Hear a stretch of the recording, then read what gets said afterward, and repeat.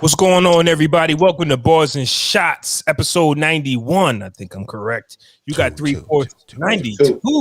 Holy, what was 90? You got 3/4 of the clicking team. Well, who knows? You got the whole team. You got myself, you got Andy Great One, and you got Jarrell. I mean, the guy said he's under that. Just wow. We starting off early. Like we starting off with the in-house drama early, nigga. What's going on? That's just how my brain works, man. I be correcting myself for mid sentence. It wasn't supposed to come out that way, but I know. Like, where did that come from? As I'm saying, I'm like, wait a minute, 3/4. This might be. This was not in pre-production, nigga. This might be full right here. Damn, yo.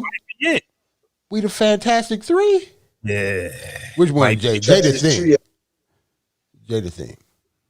He Capadonna. This Barz and Shotz. He's Capadonna. Damn. This Barz and Shotz featuring DJ Big J from time to time. Yo, he the one that don't want no features though. Know what I'm saying?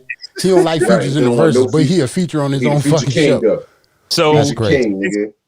Since we are, a music podcast, it'd be like an album, or it'd be like Ghost and Ray, how it's Ray album, but Ghost is featured all over it, right? Or vice versa. If you see, so now when you see these episode titles, it'll say with DJ Big J on them. with. It ain't even with. It's like the W with the slash. W with the slash. The W with the slash. Big J. And we got a special guest, ladies and gentlemen. You got DJ Big J. Special guest. No, hold on. For what? Jay is not going to be a special guest on any show that I host. I'm sorry. He's not going to be the special guest. Okay. I mean, it just sounds good. Okay, so ladies and gentlemen, we have a guest this evening. I guess we could roll with that. I'm going to call him this nigga again. Okay. Nigga again, DJ Big J. Reoccurring guest. Reoccurring guest, yeah. You got an athlete for 92? Oh, you know what's crazy? I listened back to 91, and we skipped 91. 91 could have been on Justin Tuck last week. Yeah, Justin Tuck. Or last Sunday. Today, Reggie White, straight hand, 92. I mean, 92 is easy. Okay. We give it to Reggie White today, though. Straight hand is one of them dudes that know how to get to it, don't he? Like, yes. He writes a book on just having that personality, like just being yourself. Right. And letting how to get to that bag for one thing. Right. Forget football. So what's going on, fellas? How's everybody's mental health? Man. How's everybody St. Patty's Day, aka Stimmy Day? It's Stimmy Day, baby. Know what I'm saying? Mm-hmm. I'm rich, bitch. Yes, sir. Look at Ant's face. Stimmy. When the stimmy's in the system, ain't no. I ain't even gonna keep going. Some people, the federal government just don't give a fuck about at all. Like, damn, just gonna leave it like that. Like, Wells Fargo taxpayers at that. Wells Fargo had niggas panties in a bunch this morning too, because that app was crazy this morning. I don't get why they would. You should have seen the line at Bank of America today, bro. So crazy, yo. Right. The one on right down street for your crib, Flo. What were they doing though? Trying to withdraw cash? Cash, they withdraw money. The one in the front, the ATM in the front ran out of money. Motherfuckers was in the standing in the drive-through line to get their money, bro. Sounds to me that a few people was looking to stack up on their drugs. What you need cash for? Why are you trying to withdraw cash? I don't know why you did. It was a lot of it was a lot of Spanish families though. I mean, I'm still asking, why do you need cash? Yeah. Why do you need cash that bad? There is no line long enough. Make me want to buy all your stuff with your card. Listen, the majority of those people were Spanish-speaking people, like maybe from Guatemala or one of those. So they have a bank account, no card. They send their money home. They send their money home, bro. They change their money over and send their money home. So wait. They don't know how to do it. A lot of those people don't know how to do it electronically, bro. They take the cash and take it to these exchange places on South Clinton Avenue. There's a bunch of cash exchange places that they send their money back to. Right. When I be going to there's certain spots that I would go cash a check at if I didn't want to mess with my bank, and people are in there sending money to loved ones. But this stimmy is because we in America is struggling. Shout out to them still sending money out overseas during our struggle, during our hard times. That's love, man. You got to give it to them. You got to give it to them. I ain't mad at it. You know? Glad I ain't had to do that. Absolutely. I don't know what I would have. Hey, listen, I don't want to pay a bill with my stimmy. You know how you said hey, stimmies come? I'm going to catch up on some bills. Nigga, that money hit. Do I really? Yeah, that online shopping was popping this afternoon, nigga. I was about to tell you the mental health. My mental health is excellent, nigga. Me and the wife took a mental health day off today because the PTO builds up throughout the year, sir. You know what I'm saying? So I ain't getting no stimmy, but I had to take a mental health day myself. You asked about mental health, I had to take one today. It was getting real. My man, I'm feeling the pressures of this job, and then along with the family life and shit. You know what I'm saying? Sometimes it can be a little daunting, a little overwhelming at times. So just need to press the reset button. That's what I did today. I mean, I actually went to work. I logged in to work, and at about like 10 o'clock, I'm like, I can't do this. And so I called the rest of the day out. That's the tux this. I mean, chill with some family. I put my day in yesterday, nigga. I knew I wasn't gonna come in today. So you knew, because I was looking online and they kept telling me that I was an error. So I wasn't expecting nothing today. Oh, so no. To be honest, me and the wife didn't take off because the stimmy hit today. Okay. Like, we was going to do that. We was going to do that regardless. It was just random, to be honest. Nah, what a coincidence. Nah, baby, I'm good. Like, we didn't touch the stimmy today. I know that's what the workers at work looking at me like this. I know how they looking at me like this. This nigga, man. That money hit. You know what I'm saying? It's really not like that, bro. I haven't gotten a stimulus since they've been sending it out, bro. I'm due like $2,600 right now. I ain't get it yet. Which is kind of dumb to me, regardless of why they keep somebody's bread. But isn't this money supposed to like just stimulate the economy? What the hell? You know what I mean? Yeah, like we're supposed to go out and spend money, but you're telling me I'm not going to give you money.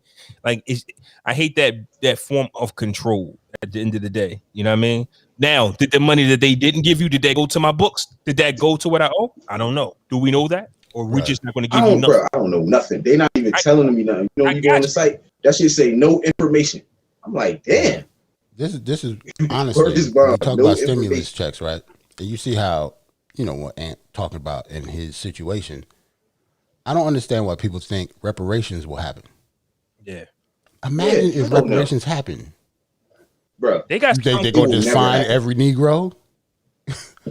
That's a fact. Just give them money. Like that's not going to happen. And then you got to have a clean slate. Don't owe child.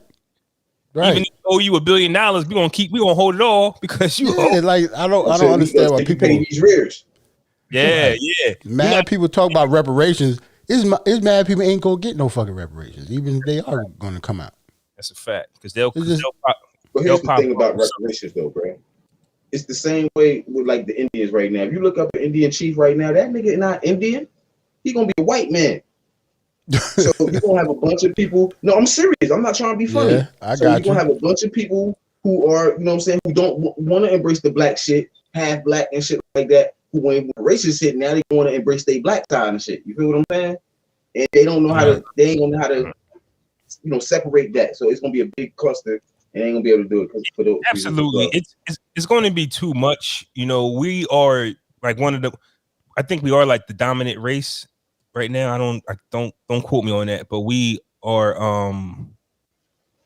like we don't outnumber white people, but it's something that I heard. Like we're not the minority no more. We're the majority, or we're getting. They can't call us the minority no more. Yeah, they can't call us minorities anymore. That's what I'm saying. So first off, you got us that look how we look, but then you have, you know, the mixed babies and babies with the African in the blood from a long time ago. You know what I'm saying? Like the derivatives. Yeah, like so. How would no? That's and that. Everybody gets some of the fortune that should have came with the 40. Like, it should go by like the census or what you know when you go fill out a job application and they ask you those optional questions at the end, what you identify with, black, whatever. I always prefer not to answer, but now I'm about to start putting black just in case the reparations. just in case reparations pop off, you gonna put black now? Because Kamala was talking about it. She was running for president. She was talking about the reparations and, you know, had me looking at the applications a little different. But I always check that for not to answer. Why were you selecting that though? You felt like they was going to Because discriminate? I felt like if they, of course, absolutely. Being a black man, yeah, I always thought like they see a black dude from Trenton. Oh, nah, we cool. Like, my name's Anthony. White, then. These white dudes. Why you put white? Yeah. No. You got a white name? You can pass for it. We all got white names. You're absolutely right. Oh, no. I guarantee you there's no white Jarrells. No, I don't think so. I got my name. I got my name from Superman. Superman's father's name is Jor-El. No, it's not. It was Jor-El. Yeah, son of it's spelled different, and my mom ain't named him after that nigga. No, got the same name. Not you. Yes, there's a lot of Jor-Els that spelled different. Yeah. Extra R, extra L, extra E, extra A, all of that. But I'm saying, Superman 2, 83. They said Superman's dad is Jor-El, and that's amazing. Fam, don't go around thinking you was named after that nigga. No, it ain't even spelled to say. It got like an O in it or something. This is it's Jor-El. Jor-El. Something like shit. How did he put Jor-El? I remember people used to say that shit when I was little. I'm like, if y'all get the fuck out of here, no. No, I was not named after Superman's father, man. Fuck you. I like niggas used to crack on me all the time. Nah, man. Nah, listen, that was the conversation sparker for me when you met strangers. Oh, Superman's dad. Yeah, that's me. No, those are white people that can't pronounce your name properly. That's it. Calling you Gerald and shit. I get it all the time. Oh my God, nobody says my bro. Right. You think, the two of us? I guarantee you, and the two of us has been called Gerald about a million times since we were born. Absolutely. That's just how it is. I got called that the other day by somebody at my job. I didn't even answer. I get so excited. I get so excited when somebody gets it right on the first try. I want to reward them with something. Right. It has to be something it all my life. I can give you to show you my appreciation over the smile. thing. A smile. That's it. A smile. Right. Shout out to Roland in the chat. Our guy. Yeah, our guy Roland. We got to get you on, man. Either before episode 100 or on episode 100. Yeah, man, I don't know, man. I don't know if I want to give Roland no microphone. Wow, so we can talk about Karen's fun. Yeah, so he can use words like sucker. Yo, yeah. Roland go get on here and show out, nigga. Are you serious? You're gonna get Roland on here so we can talk all types of jive turkeys. Episode 100 gonna be about sucker MCs. You watch. You gonna call Anna Holmes kill it. And a whole bunch of you young dumb fucks. Yes. Shit. You can't even say that because that nigga was outside. Yeah, he was out there. He was like, you wasn't outside when Anita Baker was talking about Rhythm of Love and shit. I was like, no, I was not, sir. You're absolutely right. Bro. So, we are a music podcast last time I checked. What? Yeah. Half our last podcast was about Snowfall. Oh, yeah, but that was a dope ass. That was a dope ass. I went back at it. I was like, yeah, that was fine. Yes. Well, we might be switching to an entertainment podcast and less music. Depending on if we keep getting these hate emails from Universal, or it's not necessarily Universal, but somebody went and snitched to Universal because Universal's not checking for that's how I know we on the radar, son. Like, somebody ain't nobody else get that email, fam. I'm sorry. I wish you could put it up. I wish you could share your screen and actually share that bullshit. It's on my phone actually, so I don't. I don't think we should, but I wish we could. It's basically not a cease and desist, but Universal kind of threatened us. Matter of fact, I did send it to the group. Y'all got it, but if you want to do it, we can. You can put it up there. Hold on. Do we? I'm about to grab it. There's nothing personal up on there. It's just an email. I don't. What they gonna take? What they gonna get these? What they gonna sue me for? These monitors, bitch? I can go buy some more monitors, bitch. Like, it doesn't say nothing like. It doesn't say nothing like. They can have my stimulus, bitch. I ain't tripping. Let me know. That's my workout. If not, I can. You ain't got no workout picture. Let me know if you're gonna put it up. I'm gonna just read the joint. Hater, man. I swear you was a hater, yo. Hater, yo. Hold on, yo. Just take your shirt off, man. You been hating like a mug, yo. Hold on, I got it. I just gotta. You gotta give me. Yeah, my shit gotta load up. Yippee-yi-yo, yippee-yi-yo, wanna rock your body, baby. Nigga, don't fuck. I'm mad. That's how you music podcast, but yeah, that's how you waste time. Nigga. That song is just randomly popped in my head. On. I got it. It is. For the YouTube watchers, Ant had it and I had it. My bad, okay. Ant. You can. I got it, Ant. For those on YouTube, want to see this. For those that only listen to us on the audio, I'm about to read it to you. So, hi, doesn't say my name or anything, but hi, we have received a complaint right there that lets you know somebody told somebody. Right. We have received a complaint from Universal Music Group that the following content infringes on their intellectual property rights worldwide. While this claim is under investigation, the episode has been taken down. Ladies and gentlemen, when we started this episode, we let y'all know this was episode 92. They went all the way back to episode 46. Yeah, I don't even know what we said in that motherfucker. Like, titled Nas Album Gun. I went back to the episode and we played Drake in the beginning, and at the end of the episode, it was a bunch of Nipsey records. Okay. So, so yeah, Universal Music Group has informed Spotify that we have taken their content without asking, and they actually removed an episode. So they removed an episode from off Spotify, not Apple. It's still on Apple, and you could probably find it somewhere else. But Spotify removed an episode due to us playing music. Now I didn't know. Now we know not to play music on YouTube. Right. We found that out the hard way with a snippet. Yes. So we no longer play music during the podcast, which you guys have noticed is either it starts the show or ends the show. Right. But we don't play music in the middle, which I miss. Right. Yeah. Or during as we're talking and stuff. I miss that shit a lot, man. Yeah. Like, yo, did you hear this record? Boom, here you go. Remember we had the Prince Jackson joint we was doing, man? Right. We go song for song, man. That's the only thing. Yeah. Like, these lives is dope, but the only thing that hinder us is playing music during our podcast, except for at the end. That's why I had to cut it off for us to play the song. So if you don't listen to the audio version, it's a whole part of the podcast that you're missing because we have to cut it off to play the songs. And a lot of times we actually have conversations after that. But I can't go back on live to pass that conversation in. So you have to listen to the audio in order to get everything. Mm-hmm. Oh, yeah. Best regards, Spotify content protection. Never I'll show you right there. So I don't know. Part of the show was infringing. Like, I don't. They never said it. If it's I think it's Drake, yo. I think it's a Drake song. If I think it would have to be. If it's Universal Music Group, Nas. We use Nas' name, right? Well, okay. Nas wins a Grammy. His name is hot. People are searching for him. The right person found it. It was the day after Nas won the Grammy. Right, so which is weird. That was kind of weird to me. But we ain't play no Nas songs during that podcast. What I'm saying is they was searching for Nas' name. It popped up. Because you can do that with because I see that the Google podcast, if we mention somebody's name, they'll be under our episode. Like if we talk about Kanye West, he'll be under there because it's Google. So when you put their names in the description, it Googles them and it says, hey, this artist is similar or familiar, something like that. I'm just putting two and two together because nothing makes sense.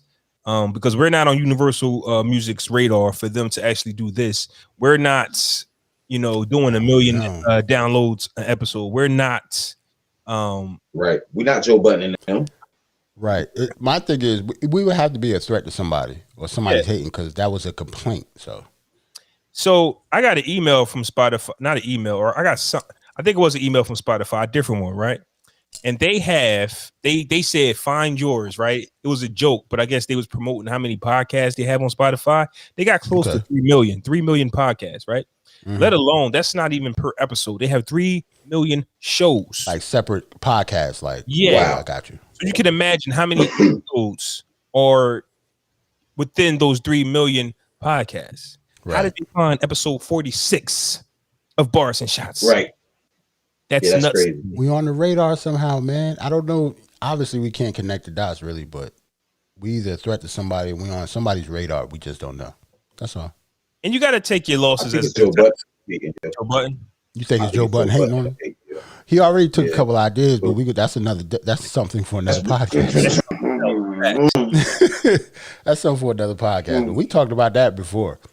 That's why I really don't listen to their podcasts like the day of. Like if we record on Sunday, I don't listen to them on Saturday. Stuff like that, because I'm looking like, yo, I don't want any type of influence, anything. I don't listen to them really that much either. Influence me on nothing that I'm thinking, because they might think so. I'm like, yo, that's facts.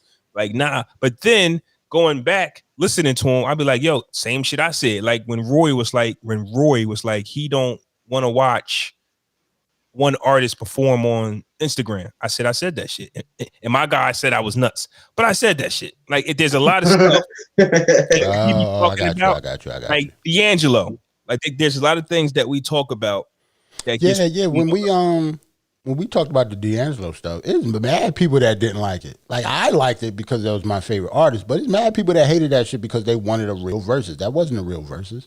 Yeah. But we learned why they did that. They deal with Apple and things like that. So you want to go into the new versus deal now? Says not yet. Real quick, because it puts us in a funky spot. We have music on all of our shows. What you imagine what could actually happen to our pod? Like this was fucking me up though, bro. Out of this whole shit. They saying that they took the episode down most likely because of music, but it's on a music streaming site. We probably most likely snatched the music off that site to play it on the show. So what's the problem? It doesn't count as a stream for they haven't figured out how to, because this has been the fight that Noriega, Drink Champs, and Joe Budden has been having. Nori stopped playing music on his podcast because he assumed that if he does 1 million downloads an episode, he could play his music on there and get a platinum single. And Joe Budden, Nori, you gotta love those loopholes, right? Gotta love those rules. Yeah, we don't like we like some rules. Now I'm saying, yeah. So he actually stopped playing music on his podcast. He doesn't do it no more because he it didn't go as planned. With Joe Budden, he was like, yo, we're playing all this music on our podcast. It should count as a stream. If we doing 1 million per episode, that should count for 1 million streams for the artist. But the record label and the streaming services have not figured out a way to properly stream or make it count for the stream. That's why before, I don't mean to cut you off, Flo, I'm sorry, but that's why before when we was having the Patreon conversation, remember like a month ago, maybe we was talking about when Joe Budden went to Patreon. That is the reason why podcasts are going to Patreon, because you don't get paid for just uploading stuff. It doesn't matter how many people listen to your podcast. You don't get paid for it at all. But with Patreon, I don't care if we charge like $1 a month per person. It's still something is better than nothing. Like every time you listen to the podcast on Spotify, it's a stream, but we don't get any of it. It's not like a music artist. That just might be where we got to head to, fellas. We might have to rip our show off, these platforms and take it to somewhere where we don't got to worry about emails. Or at least I don't know how we would do that, because when it comes to the live stuff with Joe and any other podcast, they don't do live shows really. We would have to stop live shows too if we do. But imagine if we can add $1 onto the video, like to the actual, actually. So that's the dilemma. That's what I'm saying. Like, so now we doing live, which is cool, but do both, but do we have time to do both? That's really the dilemma. Think about it this way though. Imagine us playing music again on the video or just on the show. Nigga, if we able to play music, we having DJ sets on here. Mm-hmm. We had like one of the reasons, not one of the reasons, but we had DJ Iron Mike on here a couple times. Yeah, he can, like, if we wanted to, we can actually have him do a set as we're talking to him. I have mad ideas when it comes to music. We just can't do them because we're doing it live. Well, guess what? We got to stop doing it live and take it over to Patreon. Or we have those special shows and they would just be on Patreon. Because all those conversations that we had with Mike, all those records we talk about, those big records, we could have been playing each and every one of those records as we talked about them. So what you think it is? We give them the Wednesday episode, and since Sunday is the big show, we jump on Patreon on Sundays. We having a board discussion meeting live with fans. Y'all hearing? Right. This is unscripted, obviously. Yeah, we are. We like having random production meetings anyway, nigga. And I'm saucy anyway, so yeah, let's do it. No, I've been sipping, bitch. The production meeting episode. So we can actually do that because time is of an essence, and we don't have a lot of it. We're busy men. That's just the facts, and we still do 2 episodes a week. We can actually have one episode to where it's an hour and a little bit over. Because sometimes that's how the Wednesday episodes, like this episode right now. I don't know if anybody noticed, but our Wednesday episodes are usually shorter because it's just the middle of the week episode. Everybody works. So by the time 6 o'clock come, like we have on a live, Flaw is just rushing home from work today. And I still got the hoodie on. I still got the hoodie on. That's what I'm saying. So that's the type of thing we have to do, especially with 4 of us. That's why Jay is not on all the time. It's not like he don't want it. Well, 3 of us. I'm sorry, 3 of us. It's supposed to be 4. We crack on Jay a lot not being here, but the reason he's not here is because he has to work. He's at work. It's not like he's dicking around or something. Facts. Like he gotta support his family just like we do. So he can't be on the show. Can't really be hating on him. And fortunately for us, we have daytime. Yes, we can, bitch. Yes, we can. I mean, we could. Bitch. We could, but I'm like, we gotta work. What I'm gonna do? Y'all can be nice. I told him Barz and Shotz come before everything in his life, and he should have listened. Yeah, he did say that. He did say that. I remember you said that. You did say that. And we have all moved our schedules around. But yeah, that's another story too. We ain't gonna get that on. Y'all go get some of this stuff. Y'all not gonna get everything though.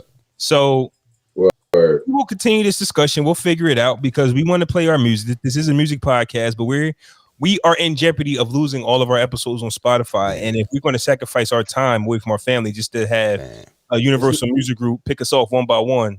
Because it's not like before. Before, remember when we were all meeting up together before the pandemic, we was all doing the show together. We was all in the same room and stuff. So all the music was like coming from our phones and stuff. Like now, when it comes to music and stuff, I got a little DJ controller here. I can play whatever I want. Yeah. And the matter of how I want to play it, anytime I want to with that DJ controller on here, if I can just put it to the side. Like, we can have music on this podcast if we wanted to. Let's just say that. And a lot of it. Speaking of playing what you want, what is Ray and Ghost going to play this weekend? Whatever they want, man. It's Woo Night, baby. You a Woo head yourself. I'm a self-proclaimed Woo head. I'm also a producer. He can play anything. I can't. I don't want that. Nah, man. I don't care. Can't. It's a Woo concert. They're not battling, Flaw. It's just like I understand it's Ray versus Ghost, but I don't know. To me, it's just going to be like the D'Angelo shit is set for like 2 people. It's going to be a Woo concert, yeah. Oh, no. I get you, but you still have to select the right. If I'm going 2 hours? This will be produced, I think. I get it. It has to be. I think Ray and Ghost, I get that. As a Woo head, I know that Ray and Ghost need some production. You get what I'm saying? Like there's some rappers and they do have their own opinion on things. I get it. But sometimes a lot of these artists need somebody to say, hey, this go right with that. This go right with that. Right. Like artists usually don't even pick their set list when it comes to stuff like that. They have a tour manager for all that shit. Like all that. I'm glad it's us 3 here agreeing, because if Jay was here, he would say no. But he would have to know that. I would hope he knows that. That's kind of common knowledge. No, remember we talked about this already. We said artists don't pick the songs for the album. They don't pick. They don't whatever. Yeah, that's true. He didn't understand that. Right. What do you think like executive producers do? Yeah. The artists don't pick the sequence of the album and all that shit unless they want to and have a say so. But most artists don't even care about shit like that. Yeah. Right. Mm-hmm. It depends on who it is. Right. If you're an artist, you think everything you've ever done is hot, like all that joy. And then you get that artist saying, man, I got like 60 songs in the vault. Why? Because they ain't hard to make those records. Right. They didn't make the list. And they should stay in the vault. Yeah. They should. Well, I don't know about that. So you're right. Because I'm sure there's mad shit in the vault that's fire. Well, the reason it will stay in the vault because music changes. If you got some fire, it's not timeless. Like, it's timeless if it comes out. Five. It came out.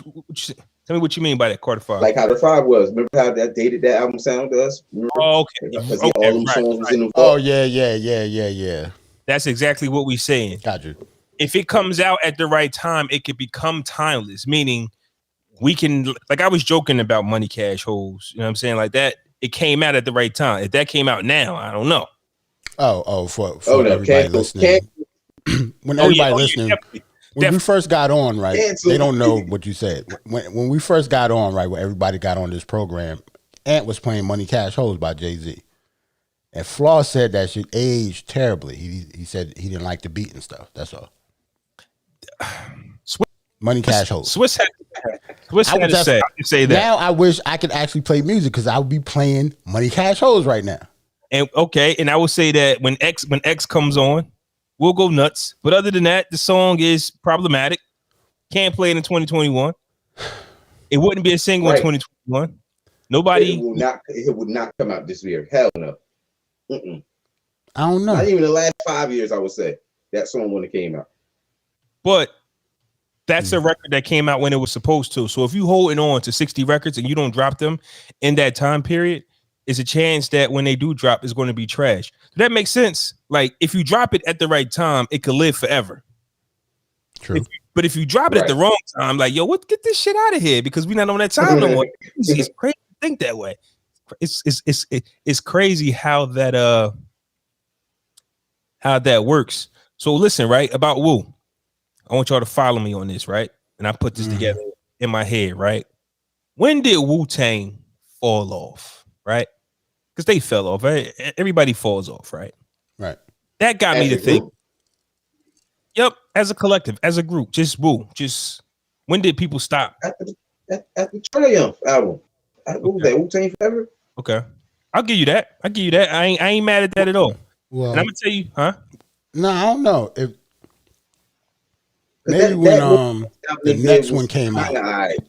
They obviously didn't fall off right after Forever when Forever came out. So maybe but when Gravel Pit fall? When did Gravel Pit? I knew it. Keep that song in mind. There you go. Yeah, when Gravel Pit came out, that's when you know keep that song in mind. The snowball was starting to get a little bigger. No, I'm saying, let's just say that. It was rolling down the hill. Keep that song in mind, Jarrell. Okay. That song right there plays a very important part of my Wu-Tang story, right? Okay. And I knew Ant's not a Wu head. So when you're not a Wu head, but something hot, when it fizzles, it fizzles out before it fizzles out. You feel me? Like a lot of people can't listen to Capadonna's album, Inspector Deck's album.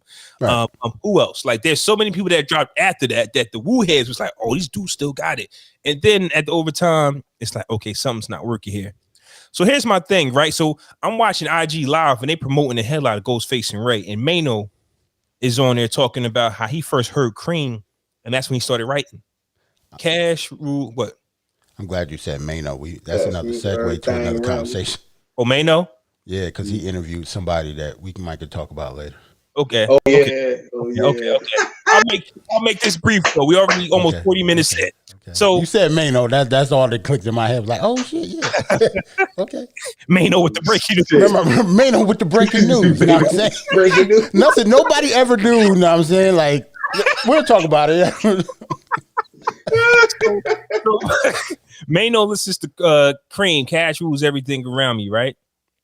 Rolling out. Roland said they fell off when Ray and Ghost started beefing with the RZA over the money. That makes sense also. All right, well. That makes sense. Okay. Listen, if that's what y'all think, I'm all for it. Okay. Triumph. Roland said when Ray and Ghost started beefing over RZA over the money. Cool. I'm saying Gravel Pit. Hey, I can't. I'm saying Gravel Pit. Gravel Pit is my answer. Gravel Pit is very important in this story, though. Okay, I'm sorry. We keep cutting you off. Gravel Pit. Go to Gravel Pit, please. Okay, so you got Cream. Cash Rules Everything Around Me. Fellas, people still use that to this day. That is a powerful classic. Powerful saying. We will always say Cream. You get what I'm saying? It's just going to be there, right? Protect your neck. I still hear people say protect your neck. What was great about Wu-Tang was they came in with things that stuck to the streets, that stuck to us, and that stuck to the white kids, that stuck to everybody. Right. Everybody was talking preferably Cream. The white kids. Preferably the white kids. Gotta be white kids. That's why they were huge. Let's make that clear. The Wu was huge like that because of the white kids. They took to it. Mm-hmm. So they always had these slangs and sayings that people would take from, right? Method Man was everybody's favorite. And then he had the Grammy nominated single, You All I Need with Mary J. Blige. And it won. I know, huh? It won. Yeah. The Grammy, Method Man and Mary J. Blige won a Grammy for You All I Need, right? Old Dirty Bastard, a character in itself. Ooh, baby, I like it raw. People still say to this day. Right. So Me and Mariah. Right. Me and Mariah. Yeah. Like that. If you put that record on around the right crowd, it goes nuts. Got Your Money. Who was that? Khalees? Got Your Money. Yep. Facts. Right. They were a walking, how can I say this? Wu-Tang at one time was a walking, there was that thing to where everything they said is stuck. It was repetitive, like Cream, Cash was everything around me, Got Your Money, to Cal, like all of that. Especially, well, I don't want to say that, Glow Boy, especially in our area. Yeah. That we know of. Okay, facts. Well, you know what I'm saying? That we know of. Yeah. Remember that documentary we watched? Like Biggie, not only was Biggie from Brooklyn, but Biggie had the hits that generated. But then you had your East Coast group, Nas, Mob, Wu. Right. So yes, when we say Wu, when we say everybody, we definitely we talking about East Coast and mostly worldwide. We don't. If you actually ask people around the United States how they feel about Wu, you'll get more of a divide. Right. It all depends. It all depends. I don't know how many Wu fans are in Montana right now. Even in their prime. You know what I'm saying? In their prime. Now, I'm saying even in the mid 90s, I don't think they gave a fuck about the Wu-Tang Clan. Absolutely. But if you're talking East Coast, they cared about another clan. But we'll talk about that's something else too. So Raekwon came with the purple tape with the streets, right? Right. Ghostface. I think the decline started with Iron Man. Even though I love Iron Man's album. Wait, Iron Man? Really? Let me tell you why. Hold on. With like Supreme Clientele came after that? I love Iron Man. But here's the problem. So I like their albums. I like you guys. Oh, I'm sorry. You said the start of the decline. Yeah, the decline for the people, I think. For the team. I don't know what came out right after that. I don't know. But here's what I'm saying. I'm not saying a quality of music. Here's what I'm saying. Iron Man has no quotables. Not really. Mm-hmm. That's what made Wu-Tang stand out. Is every time they drop, whether it was Cold World, like that meant something to the hood. Well, I don't know. I would almost say Ghostface don't really have that many quotables, period, as a rapper. But Ghostface not that type of rapper. But I know, but he's not a quotable type of rapper. Isn't that what made Wu-Tang? Not only did it have great music, but you took something from it. You took a slang from it. Because you didn't know what the hell they were talking about. Well, no, that's how nasty that's how good the music was to me. Right. Most people didn't know what Ghostface was talking about. Fam, I used to do all the time. What is he talking about? Some mad people did not know what Ghostface was talking about at all. Talking about, man? Like, what are you talking about? Ghostface is nasty because wordplay, just by the pattern that he raps and his personality, not because that nigga be just throwing Did you ever watch it on Apple TV and just read the words while he rapping? Like, oh, okay, he said that. I'm 37. And it still don't make sense. I'm like, okay. That's what he said. So with Wu, to me, this is my opinion, right? Like Triumph was fire. It was, but no quotable. Wu-Tang Forever was dope, but no quotables. Triumph has quotable though. What? Tell me. What's the name? Yeah. I don't think that's you can't say that. You don't just walk up to somebody and say I bomb atomically. Yes. Niggas know where that come from, yo. They should. Everybody knows what comes after that. I'm saying you don't put that in a general conversation. That's what I'm saying. I don't know. I'm not saying that you're wrong, but I bomb atomically. I know what you're saying, bro. I bomb atomically, nigga. You know what I'm saying? I don't know. You know what I mean when I bomb atomically, though. I'm okay. Yo, listen. I can put that up there with Cream. You can. Oh wow. I'm just saying. I'm going too far. My bad. I'm sorry. Let me back up. My bad. I'm sorry. I'm sipping too much. I'm sorry. I'm going too far. That's too far. It's not Cream. I'm sorry. I dare you to walk up to a stranger and put your hand out for a dap and say, "Yo, my man, I bomb atomically." Hey, yo, depending on who that stranger is, I'm gonna get dap and I'm gonna get a head nod, nigga. What you talking about? Philosophies, nigga. Nah, I'm saying I might get that back, Bobby nigga. Digital have any quotables? That's what? Bobby Digital have any quotables? No, and that's what I'm getting at. Bobby Why Digital. you do that? Say No. I love throwing a Bobby jab. Digital. That's why you do. But you want to know who was talking about some shit that ain't nobody know nothing about? Was Bobby Digital. Doo-doo-doo, doo-doo-doo. I love Bobby Digital, but what shit was he talking about?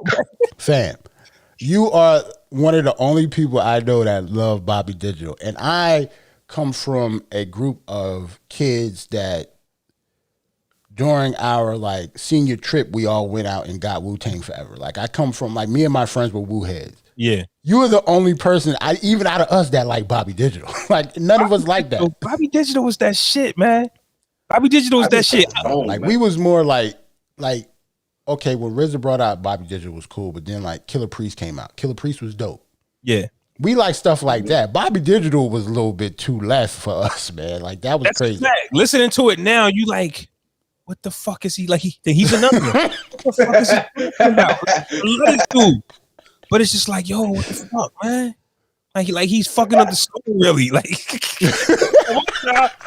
one time, you was happy to see them all together. Like, oh, this shit got RZA and all this. You wasn't listening to the RZA raps though. Fam. But when you sit back, you go, what? How did you like Bobby Digital? I don't understand. You was a real Wu fan, bro. It took me a long time to like it because it was different. But I guess I'll be getting the understanding that it was allegedly a movie soundtrack. It's supposed to be a movie that goes with it. Yeah. He was just doing something different, and it took me a while to like it, bro. And honestly, it just Bobby Digital is like the Wu-Tang's Yeezus. Hey, like that's where everything stops. So I might say the downfall might be when Bobby Digital came out. Well, the reason why, because that's when he brought out, because the RZA being a producer, you would have never thought that he brought out a solo project by himself. I never would have thought he would have did that when the Wu was, when the Wu was climbing. That was the one person we thought he wasn't gonna bring no solo album. Yeah. But then he gave it to us. We was like, but yeah, we know why you did not bring it. You wasn't supposed to make this shit, man. So I ain't gonna, huh? No, go ahead. Oh, I ain't gonna waste too much time on it. But the pattern that I'm saying here is, let's take it to Gravel Pit, right? Okay. Take out my Gravel Pit. Here's what I'm saying. You listen to that and you listen to Cream, right? Yeah. There is nothing that sticks to you from Gravel Pit. That's what I'm saying. Nothing. The hook means nothing. Nothing. Whatever they rapping about, we don't know. I don't know. I don't remember none of the verses. Right. We hardly know. I forgot who was on it. I forgot who rapped on it. Meth. Like I remember Meth, but I don't remember none of it though. The heavy hitters is on it, but what happens is when you don't give them what you've been giving us. Like I say, people still say Cream. People still say all these slogans that they created. Once the slogans left their music, people was like, okay, it's not really much to grab to. So you got a whole 3 to 4 minute record, but the most powerful part just might be that hook, and those hooks stop grabbing. You get what I'm saying? You know why I know Gravel Pit was trash? That's like my wife's favorite Wu song. That's how you know. I was like, man, that's God. Listen, like, right? That was for girls, man. They did that on purpose. Like that was like I was just about to go there. That was a plant. Mobb Deep had an issue with the Hey Lover joint with 112. The man was like, what the shit is this? But I listen. Some of us say that song fire though. Some of us think it's fire, but they call it. Do you remember at that time when it dropped? I remember. Hey Love. They got some fire for, they got some smoke for that. I remember in the hood, niggas was mad. Yeah. That was their first single, bro. Like all of a sudden, this nigga started slow singing on songs. This nigga was a gangster, nigga. What's happening? He rapped the same way he did on that song as he did on motherfucking Burn, bro. The same way, same he was flow. Gangster shit, man. I'm about to say, that's different, and because one, that Burn beat is undeniable. Like we talk about Burn, like undeniable shit. I don't really care what he was saying on Burn. Like, that's how dope that beat was. That shit was. The Wu-Tang, they all branched out and did their own thing. Didn't need each other. That's a lie. They all need each other. Breaking news. They didn't breaking news. What's breaking news? What Roland said. Oh, that they branched out. I highly disagree with that. They didn't need each other anymore. I think they all needed the RZA except for. They all needed. I think they needed RZA. I don't think Meth needed RZA. But here's the thing, though. Meth was different. Here's the thing, though, and we talk about this, right? People don't know who Power and Divine is, right? They're the guys, RZA brother and Divine, no Power. You know what I'm saying? If you watch the doc, he came up with Ray. I don't really know the true history of Power, but they invested in the Wu. So when you got 9 members splitting a few grand and Power and Divine making millions, yeah, you want to branch off and do your own thing and start your own company. You know what I'm saying? And it just didn't work out because they weren't that. Like, you needed somebody under you. Like, we never individually, they weren't as talented as they were collectively. And plus, if you're not going to have the RZA do the music for you, I mean, you have to dig deep down. How good of an artist are you then? If you're not going to have, him to fall back on because he's a legend. So if you take that legendary producer away from you, like that's why we was talking about You God and stuff like that, or Master Killers. You know what I'm saying? Like, them niggas isn't talented enough. I mean, I guess it's all subjective, but they weren't gonna push the needle in hip hop without the RZA. That's what I'm saying. I don't care when Master Killer album would have came out. It wouldn't. Right. It wouldn't have mattered. Yeah. His importance to the group is just different. I don't know what it is. Now, Meth, Ray, and Ghost, those 3, they are different to me. Yeah. And Old Dirty, obviously. Old Dirty did not need the RZA. I mean, he needed RZA in the beginning, but after he took off, he could have kept prospering without the RZA. Mm-hmm. Maybe those 4, but other than that, that's pretty much it. And they fell victim to that little nasty era of starting a label and bringing beat makers in because they weren't producers. It's like, yo, we gonna go to Staten Island and okay, you gonna produce my music, and it's just like, oh, we Ice Water Records. Who's running Ice it? Water. Everybody just wanted to be on a label. Nobody could break that artist. Ice Water Records is funny, man. I think that's a real thing. Cream. I think Ice Water Records is a real thing. I'm laughing because it sounds familiar. Like, I don't really know, but it does sound familiar. Fucking Ice Water Records. I don't know. I'll say this. This is from Roland as well. Ghost, Ray, and Meth was aight. Wait a minute. Not even just aight. The rest were not a Wu fan, huh, Roland? Talk to me, Roland. Not a Wu fan. I can argue I that. Like the Genius first album. I'm about to say the only reason I didn't put the Genius in there because after his first album, he wasn't the type of person that seemed like he liked the music industry anyway. But I could argue that his first album have to be a top 5 Wu album. It was a top album in 95 when it dropped. It was one of the top 100 albums. The Jizzle was actually my favorite after Meth. He was my second favorite, to be honest. The debate was which album is the best, Cuban Links or Liquid Swords, and they came out back to back. So you can imagine how hot Wu was that in '95. Right. Like, how the hell you produce Liquid Swords and only built for Cuban Links? Wu went from 36 Chambers to Cow, Liquid Swords, the Purple Tape, Iron Man. Like, Iron Man. Run is nuts. Joel was talking about that. He said what producer had a better run at that time from the RZA had a run, man. Just fire. Yeah, RZA had a real good run. It's kind of hard to top, bro. Undeniable run. The only people maybe is like I don't know. It has to be like RZA, Dr. Dre, the Neptunes, Timbaland, Swiss Beats. Then you will have to get into your like Kanye and I think Swiss was like that, and Premier obviously. But I think Swiss would have been the closest when we're talking about a label because he had Rough Riders. So he was overseeing X, E, the Locks, and the album. But it's just Wu-Tang had 9. Like Wu-Tang's run was just longer because Rough Riders run started before Swiss. Swiss got hot during the run.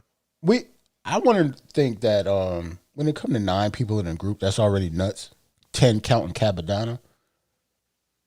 Even percentages wise, Meth, Ray, Ghost, Jizza, and the RZA having solo success with Bobby. All of that is kind of crazy. Like, that has never happened before. It probably never happen again. Like, that's not normal. What people don't know is Capadonna, the Pillage, went gold. And I'm not even talking about him because he came after the fact, but the Pillage was dope too. Like I remember when that came out. That was my shit. And then when after that, Killer Priest, Sons of Man, Killer Bees came out. Like the Wu had a run that was R&B.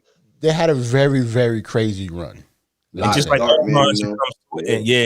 and just like that, everything comes to an end. But to me, and I thought about that, man. Once the Wu stopped with the catchy catchphrases and time, other artists get hot. You can't stay hot forever, fam. And that's not saying that RZA would have figured it out, because at the end of the day, the Wu didn't want to be like Bad Boy. There's anti-Bad Boy, and Puffy was moving that needle, fam. Like the building started to explode. They started jumping out of helicopters. The game just changed. And if they were just going to be, if Wu was just going to stay stuck doing Wu, I mean, they tried it with the dinosaurs. They tried to be a little colorful, but that gravel pit shit, man. I'm telling you, that was the beginning of the end. That's why I was like, yo, this is not the Wu-Tang Clan anymore.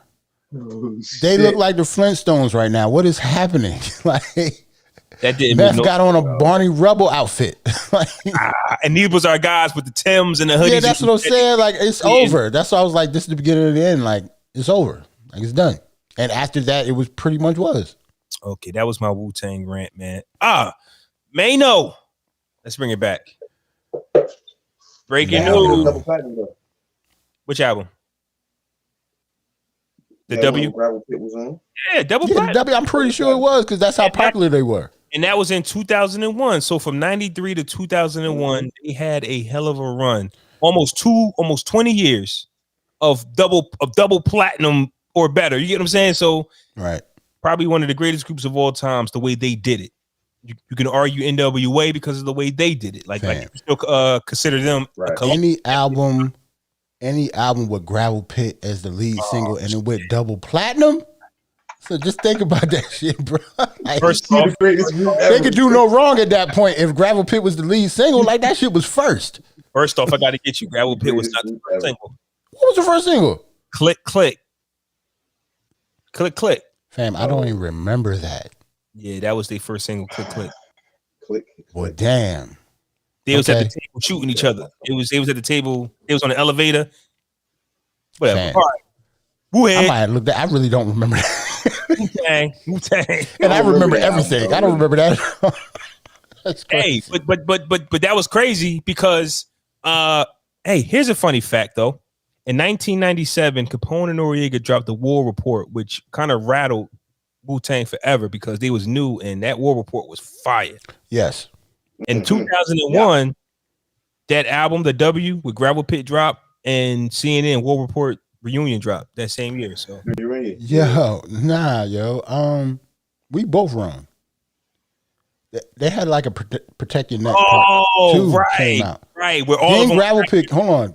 Then Gravel Pit came out. Click Click didn't come out until like 7 months later.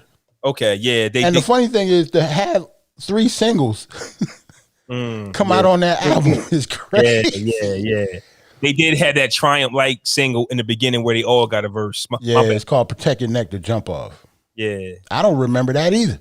I do. Wu-head. I don't remember that. I got once it come on, I'll probably remember it, but I don't remember how it went, to be honest. I don't remember how the beat went. So, Brooklyn's finest. I'm gonna let you handle this. Man. No. Okay.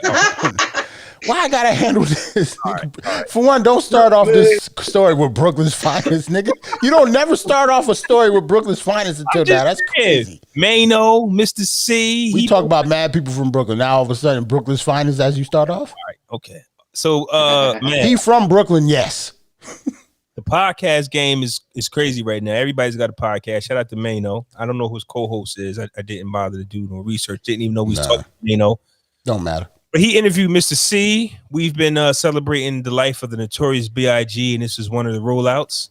And before we get into what we came to get into, I saw this one clip where he was telling this story about that infamous "We're Brooklyn" at freestyle, about how him and Pac walked in and hip hop only had like 5 minutes to perform because it was an R&B show, and Big Daddy Kane seen them and he got on the mic and said, "Where's Biggie Smalls and Tupac at?" And everybody went crazy. So that "We're Brooklyn" at was a freestyle. Pac was freestyle. Shaheem freestyle. They said Fat Joe was there, but he didn't get a chance to perform. Hip hop only had 5 minutes. I know Fat Joe was mad as hell. Now thinking about, in hindsight, I know he was pissed.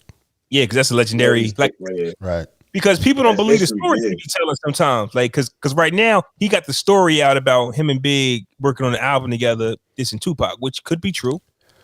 But Fat Joe, we remember Fat Joe not, you know what I mean, just not really being associated with Bad Boy. So so the stories he's telling now, we got to just take it with a grain of salt. I don't get that. Joe. Yeah, that's what I'm saying. Like, I can't say that he lying. It's Fat Joe, know what I'm saying?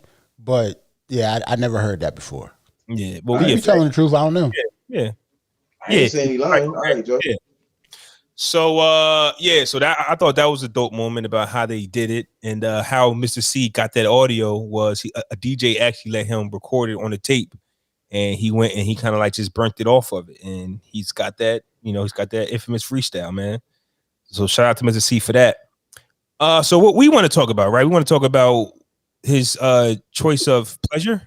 Is that what we're talking about, Mr. C?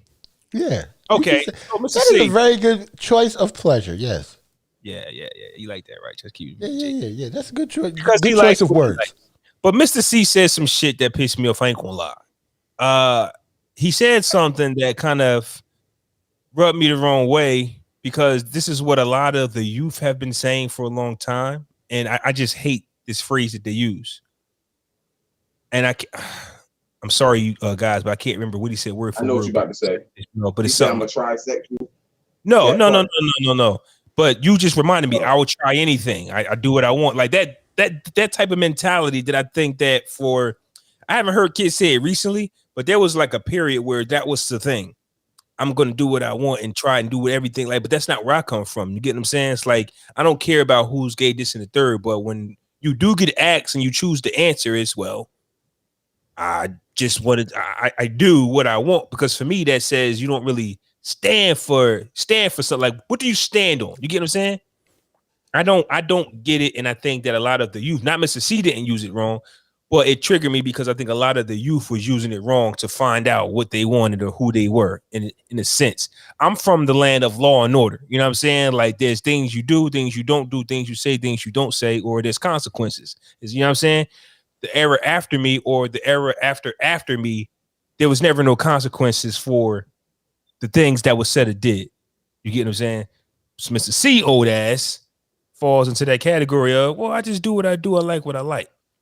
I don't think the question was answered as to why he likes men who transition to women, I believe. Yep. Yeah, he likes transsexual women. But since that's the case, I'm confused, because if you like women, so I'm confused. If you like men who transition into women, why don't you like women? Because they look like women. I don't think he said that. I don't think he didn't say that he doesn't like women. He just likes both. That's all. Like, he never said that he didn't like women. He said the same shit.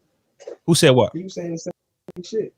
Malik Yoba, he was saying the same shit as you saying. Like, basically, he like transsexual women. Like, he's attracted to men. They're not men. Men that turned into women. Yeah. So technically, they're not men. Yeah, they look like women, so they're attracted to them. Yeah, I mean, at the end of the day, that doesn't mean they don't like women as well. Yeah. Women. Okay. That's what I mean. But I do commend Mr. C, because this was a thing at one time. Like, he was afraid to talk about it, and I think that we do jump in front of it. People can't make jokes about it no more. I said what I said. I like what I like. You know what you want to do. When you run from it, that's when people can make jokes about it. It kind of reminds me of that you eat pussy, you suck dick joke. Remember we do as kids? No, I don't. Till you start saying, yeah, I do. Okay. You get what I'm saying? Like, yeah, I do. Now, I know you was gonna say that, so I don't know what to do with that. Facts. The joke is over. You take all the power out of it. Yeah. Yep. Yeah, that's what I'm saying. So he was running from it the whole time. It turned into a running joke. Oh, Mr. C got caught. Oh, Mr. C da. Because some people didn't want to believe it. Some people, you know what I mean, needed proof. But like I say, when you jump in front of it, when you sit on it, it is what it is. What's your thoughts on this, man? Mano for really pressing on. I like the way Mano was questioning though, yo. Like he came at his neck, like kind of like so you like dudes. He kept correcting, like no. because I don't want them to kill you. Like, you feel me? I think he did that on purpose, and I think they probably talked about it beforehand. No way.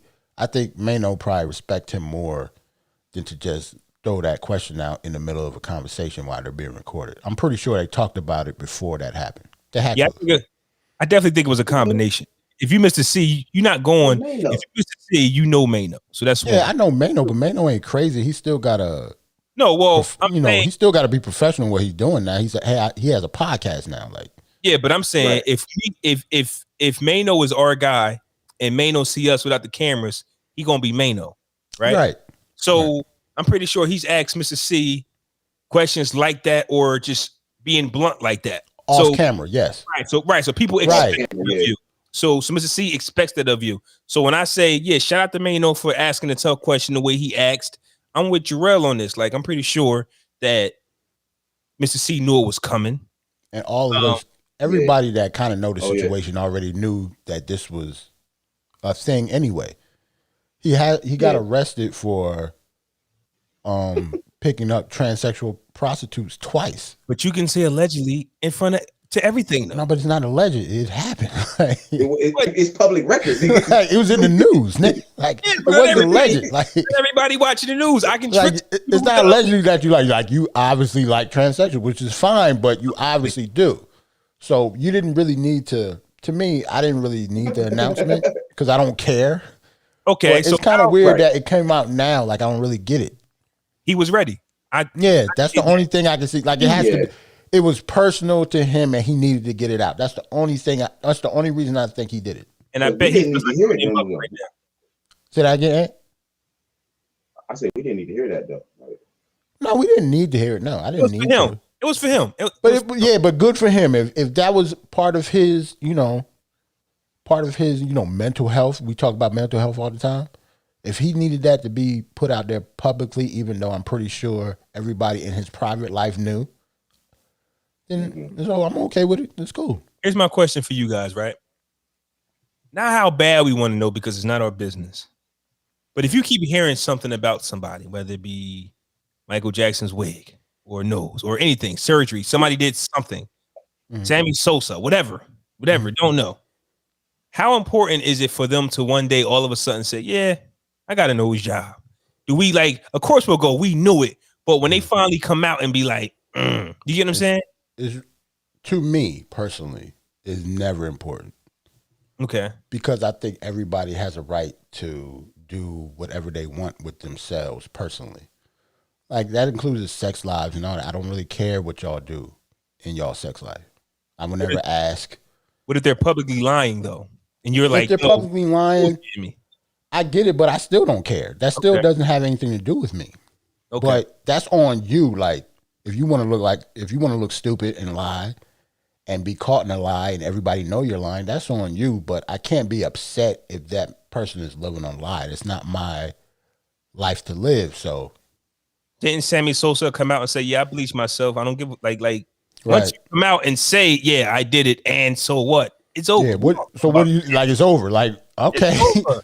But if it's that, I think you got a nose job. I did not. This is my original nose. It turns into you just want to call somebody out and you want to prove them. I don't really have that in me.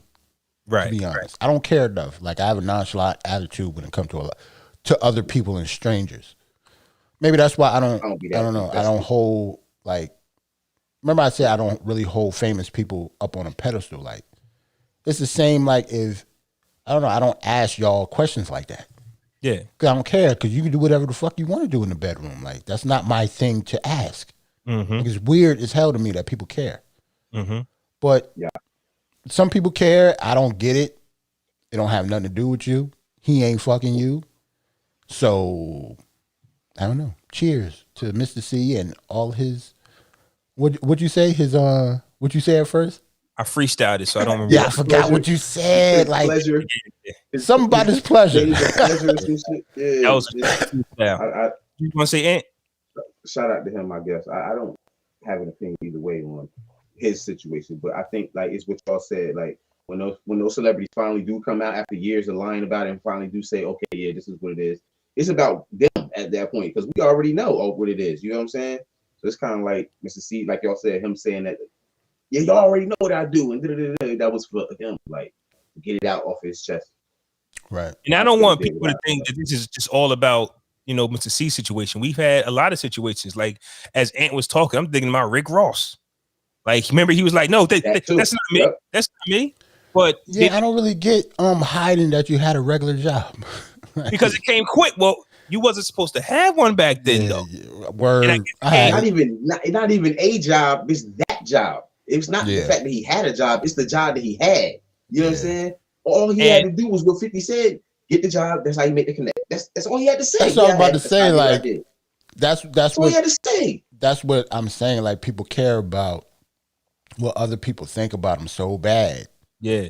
That he will lie about having a job.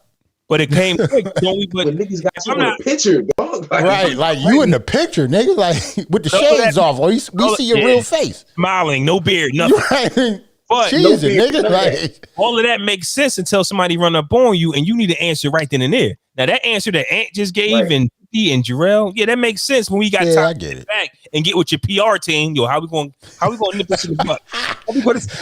Right.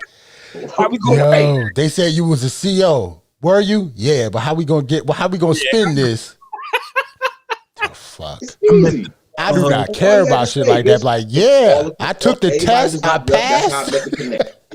Right. So it's just the whole thing. He's perpetrating one way and rapping about how it's all, our culture, fuck police, but you was the police. And then you lied about being the police. That's what we care about. Like, you feel what I'm saying? Yeah, but that's the thing, right? It took Rick Ross situation. It took Rick Ross' situation for us to have that conversation. If you remember, we never had that conversation. That's why it's foreign. Once people realized how dumb it was, it went away. Like, wait a minute, are we really criticizing somebody with a job? And plus, a lot of people need to know the difference between a CO and a cop. They are not cops. Right. I know some COs personally, like, nigga, all I do is guard this shit right here. That's it. You know what I'm saying? They're not cops. They aren't the ones who put the people in prison. They guard the prison. Like, that's two different things. But you know what made Rick Ross' situation go away? Dope music. Right.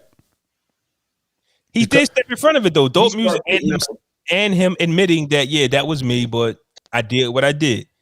The reason some of us didn't care was because of dope music too, man. It was the music, but then he didn't really admit it. He was just like, yeah, that was me. And then they asked him why he lied. And he was just like, all I'm gonna say is this: doing that job was me doing my job. The real reason is way more sinister.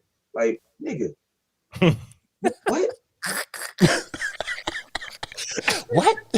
Look it up. Look it up, bro. I swear to God, he said that. He said me having that job was me doing my job, and the real reason is way more sinister. Nigga, what? Like, all right, man. Just say you had a job. Exactly. What is wrong with it? I still believe that Rick Ross has helped all of us moving forward as far as like the hip hop community. Because once again, the rappers had to come from the streets. They had to allegedly be drug dealers or connected to drug dealers. You never talk about like the drug dealers having jobs when they were they never like there was this battle rapper, right? There was this battle rapper, right? T-Top versus Nitty, right? And one of the angles that T-Top used against Nitty was allegedly, because I don't know if this is true or not, but he found out Nitty worked at Best Target, at Best Buy, one of them joints. All right. While he was battling, like while he was a battle rapper, he worked at Target. Maybe not. He was a battle rapper.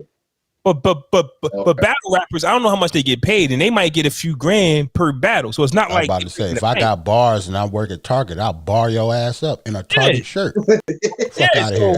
It's not like battle rappers. That's the type of time I'm on, nigga. Like, I don't care. Yeah, like Target shirt on. What's the Target shirt on? Some of them might need a job, depending on what their investment game look like. You don't know, but they took that job angle, and people went nuts because a rapper, somebody that raps who makes verse rhymes, are not allowed to have a place of employment. To have ridiculous. Yeah, and it worked. He wound up winning the battle by using that angle. I don't know if it was true or not, but if you tell somebody that they actually work, if your angle against somebody is, oh, you's a worker, I'm a boss, that's always been the angle. You's a worker, I'm a boss. I own my label. You sign to dudes. You sign whatever. That's always going to be our go-to, man. Crazy. Yeah, it is. I appreciate Rick Ross. To me, was the start of rappers speaking their truth. A lot of people was hiding who they were, and even still to this day, you have to be somebody you're not. A long time ago. Let's not give him all the praise. He here for almost a year before he said it was him. It was almost a whole year. Hey, I remember one time. I think about it, right? I got a story to tell y'all real quick.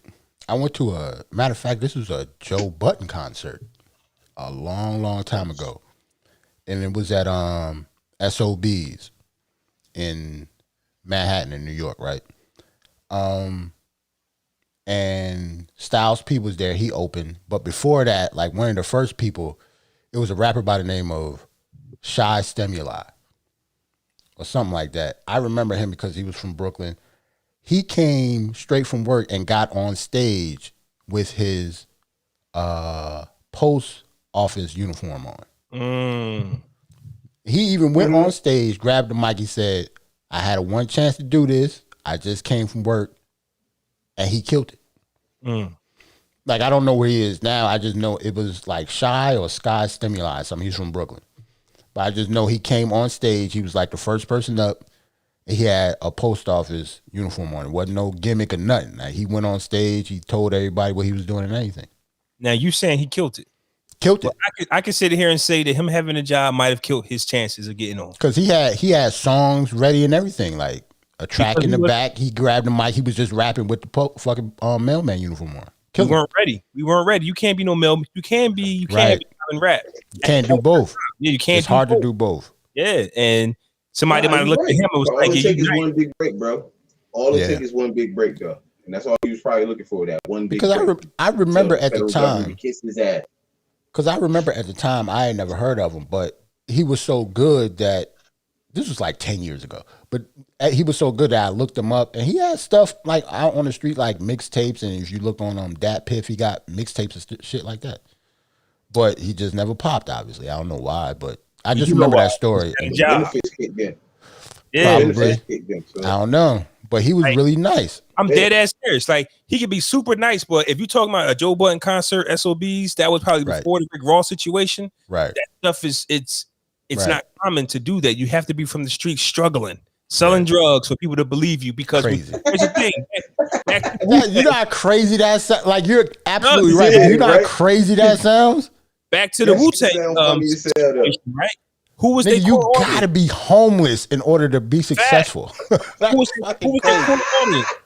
the white kids, because they want to be able to believe your story. They want to live through you. You got to be real. You got to be real to them, man. That's why every rapper usually has to have a struggle story. Gotta have that's absolutely fact. So every those white rapper kids has can live through you through your struggle type shit. That's facts, bro. It's the only John. That's the only thing about us when it comes to hip hop. I don't even know if we did it to ourselves, but I kind of think we did it to ourselves. That if the music doesn't have any type of struggle behind it, we really don't fuck with it. I don't know if you know. Blame Grandmaster Flash, bro. I was just about to say that we still stuck on the message. Because they still talk about that song. Remember, because the message turned everything. Because remember, everything was party before that. Yeah, as soon as the message shit, now everybody got a message now. Right. Yeah, that's where everything changed. They said everything that on what was that show that you had me just watch? That was dope too. You on FX? With Benny and them. Yeah, I know what you're saying. I forgot. See, I still didn't watch that. Damn. With the Dr. Dre, they had Dr. Dre story on there too, right? Yeah. There was no Death Row or Bad Boy. Nobody. Hip Hop Uncovered. Hip Hop Undercover. Yeah. Hip Hop Uncovered. Not Hip Hop Uncovered. Yeah. But that's how hip hop is, man. I think we did it to ourselves. Oh, wait a minute. We brought up Grandmaster Flash. Here go rolling. Here we go. Okay, nah. Talking about something different. Now that's the later years. Now he's talking about something different. We talking about his era. Don't blame on white kids. Don't worry. When he's late to reply, but he's yeah. I don't just blame them. It was us too. Like, that's just how we are. Like especially in the late 90s or the mid 90s. If you weren't from the street, we weren't fucking with you. Here's what I'm saying though. You still have to deal. 50 Cent blew not only because he was nice, because he was a super. He was something that you could sell. He was. I got shot 9 times. Yes, I survived. He said that shit for a reason. That was the hook. Like, yeah, exactly. Because 58 Pop when he was in Onyx video with the hockey gear on, when he was fat, he was a little chubby. Yeah, when he was with Tony Pope before he got hit up, he wasn't popping. Right. Nigga got shot, got into the gym, and made in the club. Nigga. You are Mr. Marketable. We can market you. Drake. Listen, Drake is nice, but boy, can we market him to anybody. Man. Anybody. He's a record label's dream. Oh my God. He is a half Jewish, half black man from Canada that has roots in Memphis because his dad was like a bass player from like the Commodores or some shit.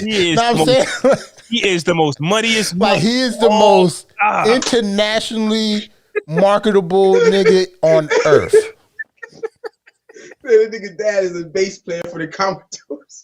He was, yo, like he was somebody, nigga. Like his dad was actually, I mean, like he had roots in Memphis. Like his dad was a musician. Like weird as hell. Yo, like just that funny as hell. Just that combination, and his like mom was like a Jewish lady from Canada, nigga. Like that combination is just weird as hell. He got owned like a florist. Like you know what I'm saying, like his background is just perfect for what. Yes, like what he got into. Like it was perfect. It just reminds me of. It just reminds. We're going to get out of here in a little bit. Start playing our music. It just reminds me of like Michael Jordan, right? Like he was good at a lot of things, but he was great at basketball. Imagine if he didn't play basketball, he probably wouldn't be great. He'd probably be good at baseball or good at something else. You get what I'm saying? I don't even think he'd be good at baseball. Like okay, I was just trying to give him some credit. I remember the baseball years. He chose the right sport to be the best at, the greatest. Imagine if Drake just didn't rap and he did other stuff. Like he would be missing out on his true potential. Well, to be honest, it's like that with everybody. Like I'm pretty sure all of us have talents that we didn't hone on and practice this stuff. All them people had to practice this stuff. Like Drake, I'm pretty sure. You know what I mean? Hours in the studio, Michael Jordan hours in the gym. All of us have that talent. Is just depending on, do you have the determination to get it out? Before we get out of here, breaking news. Breaking news, NBA. PJ Tucker just got breaking news. That's not breaking news. Do not break no news for PJ fucking Tucker. Let's get out of here. We'll holler at y'all. We about to play these songs. This nigga crazy. Nigga do for PJ Tucker. He is a piece of the puzzle that's going to help that team. You need to let me finish the shit. We about to get out of here. Go ahead. I'm sorry. Go ahead. Finish. PJ Tucker what? Traded to the Milwaukee Bucks, man. And maybe that just might be the piece that they was missing. We don't know. That nigga trash. Stop it. All right. We'll holler at y'all. I mean, peace.